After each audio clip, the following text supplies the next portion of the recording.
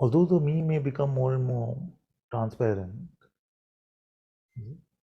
we have never come across anyone, including sages, stories of sages from the past, beautiful sages which are presently gracing this world. We can all still recognize their condition, their flavor. It may have become very light, but we must never presume that in our case it is gone 100%. That one that presumes that is the one that must be kept in servitude and in love for God. Because that one very quickly becomes special, full of pride, full of spiritual attainment. So many times when we have insight that there is only the self, there is only awareness, and presence itself is only a qualitative distinction playing out within awareness,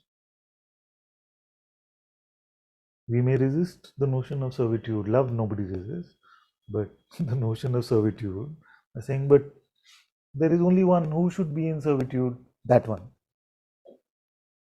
You see, that's how you immediately catch it. The one who doesn't want to, that one. The one who knows Advaita Vedanta now, the one who's had spiritual experiences, that one has not had any of this, but it's grasping at them. No? This is the tanmatra of the ego, the almost opaque, but still got the germ. So before buying into the notion that there is only one who wants to be in servitude, why should there be servitude? Catch this one. The one who says, but why should there be servitude? That one. That awareness is not complaining. That one is. Awareness has no problem serving itself. It's not a resistive notion for itself. God serving God, no problem. All this is God serving God. So who has a problem? With head bowed down, who has a problem? That one must be kept in servitude. So be careful of this tendency to come to true insight, but then to make positions about it from the mind. You see? Just wait, don't worry. Allow the presence to move your mouth, to report about it itself. This tip, one tip can save you many years actually. Many get stuck in this. Got the insight. This is what it was. It was like this. It's like so. Then that can give birth to the spiritual ego. So I know, I saw it was like that. You see, like that. Then you two may argue and say, "Oh, but when I saw it was like this." No, but when I saw it is like this. I feel this. So then both may make positions about it, which are not needed.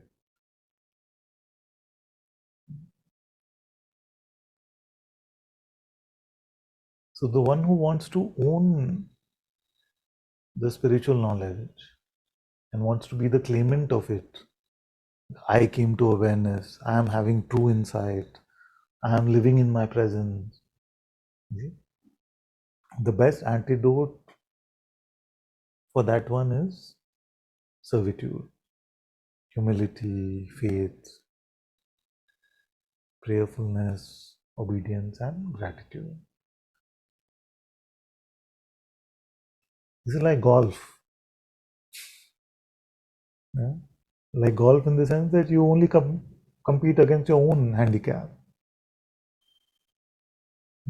So nobody from outside needs to come and judge you and say you're not prayerful enough, you're not obedient enough, you're not honest enough, you're not prayerful enough.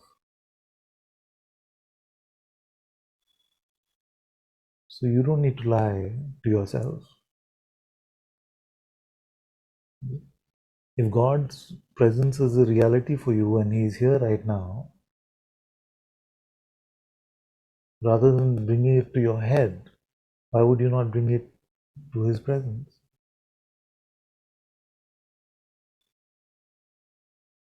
And if all of this is sounding like too much, oh, I'd rather just be open and empty, I can't be this. No, I'm just saying, tug at any one of these. Tug at any one of these, and the whole table comes closer. Pull at any one leg.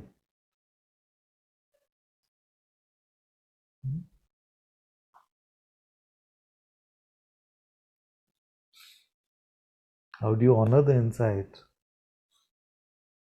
It is worth this honoring, because what you're discovering by God's grace historically has been extremely rare.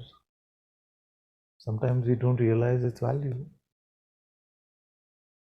We just feel like, awareness, okay, nothing's happening to awareness, it's just there. Or consciousness, you see, just like a beingness. We use all these big words. But do we realize how many lifetimes people have struggled and what sadhana and tapasya has happened before this darshan has been made available? And the problem with simplicity is the mind can always come and say, what's there? Everyone has this, everyone is this. It's very easy to use big words. But to really honor, as Guruji has said, to honor this discovery, why should we honor it? What is the need to honor? Everyone is awareness, no? Who is to honor whom? Don't let this one that is resisting in this Advaita mind, that one must be brought to, must become a bhakta.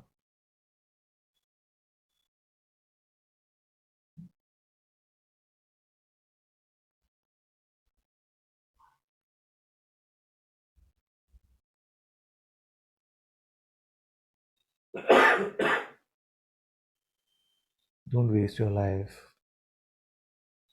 Don't waste a moment. It is not too late today, but it will be tomorrow.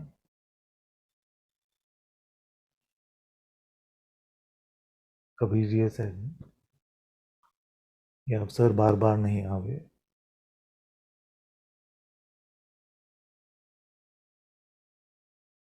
अवसर बार बार नहीं आवे means the opportunity does not come again and again.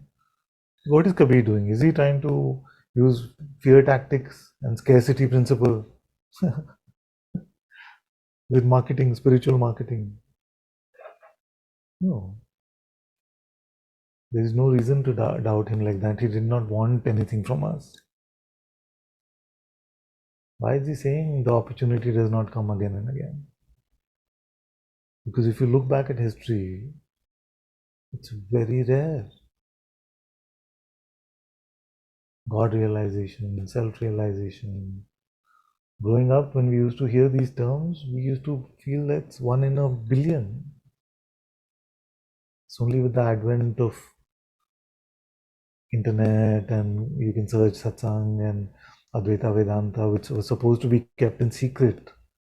You see, these are secret scriptures. Upanishads mean to sit close and to share like in secret. No, don't spread this outside. But now it's fully available by God's grace. But the immensity of it should not be forgotten. Because the mind will not give up playing. You may have an awakening experience, you may have 10.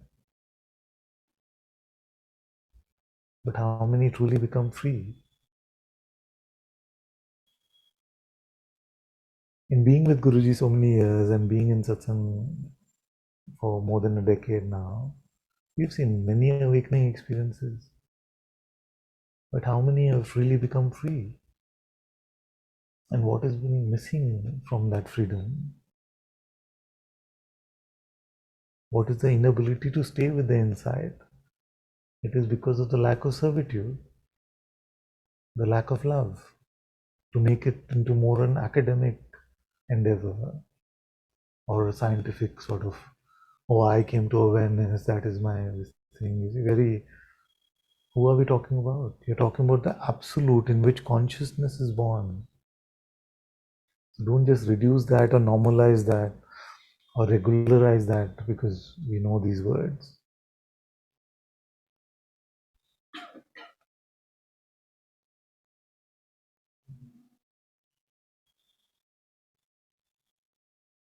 And entitlement, we must throw out. This instant, we must throw out. Because you could have lived the most sattvic life and still not have a right over God.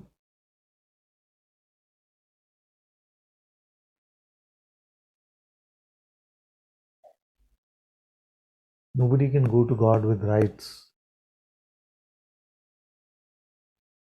They can only go head bowed down.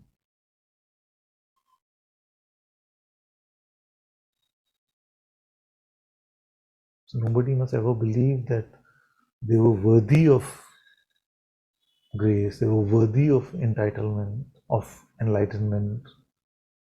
They were entitled to it because they were so good in their inquiry and they were so good in their love. Stay away from this pride because this pride will turn off the fire and you'll become just parroting robots. Just parroting robots. What you heard in Satsang, what you take to be true. There's no real authenticity if the fire is burnt out because of pride.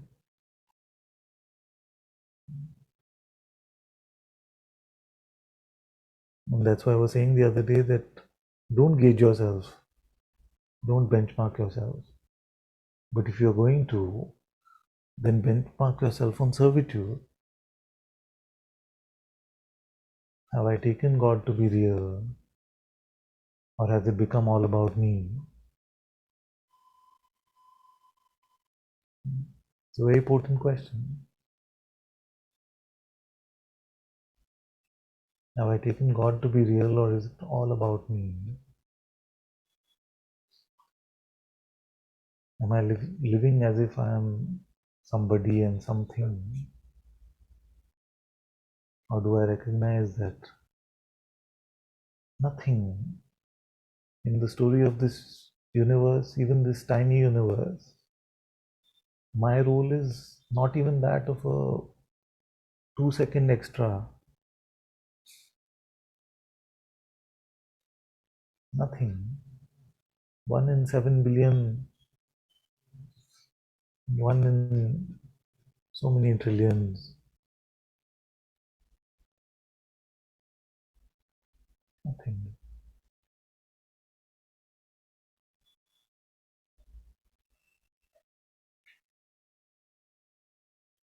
Have I used the tools that grace and the masters have made available to us?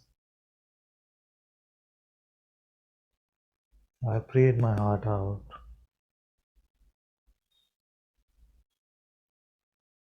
and not left anything for myself, just prayed it, prayed.